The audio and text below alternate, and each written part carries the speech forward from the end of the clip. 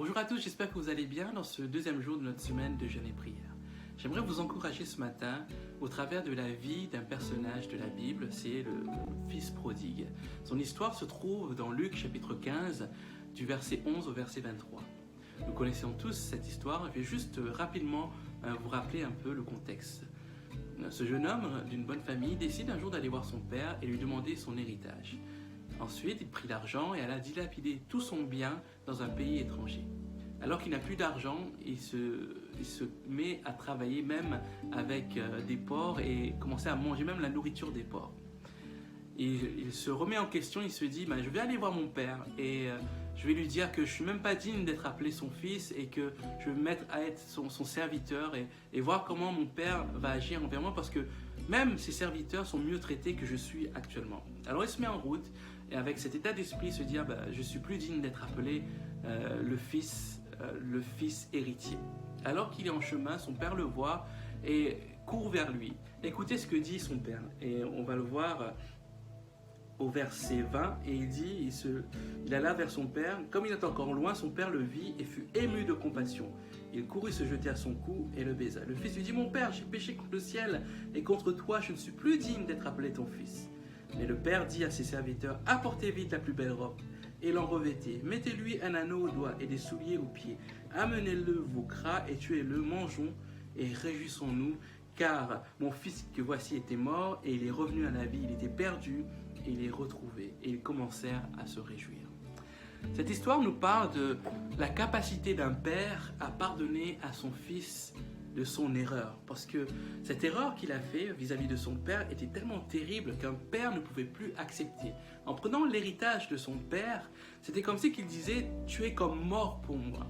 Et ce père ne s'arrête pas à cette offense et il accueille son fils, et alors que son fils est prêt même à diminuer dans son état, à devenir un simple serviteur, son père lui dit non, tu vas recevoir à nouveau les habits héritiers, l'anneau, le bel habit, etc.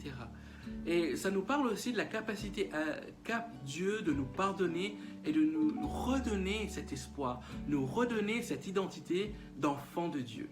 Hier, nous avons vu que Dieu nous parlait et nous interpellait sur le fait de ne pas succomber au péché en prenant l'exemple de la vie de Caïn. Mais j'aimerais vous dire que même si nous succombons, même le péché le plus ignoble que vous pouvez avoir, comme ce jeune homme qui a renié son père en quelque sorte, Dieu lui est prêt à nous pardonner si nous revenons de tout notre cœur avec un cœur sincère. J'aimerais vous encourager aujourd'hui à ne plus rester sur un péché pardonné, mais à revenir avec ce cœur plein et rempli en disant comme ça, je suis le fils, la fille que Dieu veut pour moi. Je suis le fils, la fille, héritier, héritière que Dieu a permis dans le sacrifice de son fils Jésus-Christ. Et c'est revenir à notre identité. Ce matin et au travers de cette journée, j'aimerais vous inviter à prendre en considération votre identité d'enfant de Dieu et ne pas rester sur une faute que Dieu vous a pardonnée. J'aimerais prier pour vous. Seigneur, merci. Merci de bénir, Seigneur, mon frère, ma soeur qui écoute ce message. Je te prie vraiment, Seigneur, de toucher son cœur, de le remplir de ton amour et de faire comprendre, Seigneur, que tu es ce Dieu qui pardonne, ce Dieu même qui oublie, Seigneur, nos offenses. Seigneur, merci encore, Seigneur, d'accompagner mon frère, ma soeur dans une restauration pleine et qui se considère à nouveau légitime en tant que fils et fille du royaume. Seigneur, que rien ne l'empêche de jouir pleinement de ta présence, pleinement de ce que tu as prévu pour lui. Seigneur, bénis-lui, bénis-le, Seigneur, et que ton nom soit glorifié, Jésus. Amen.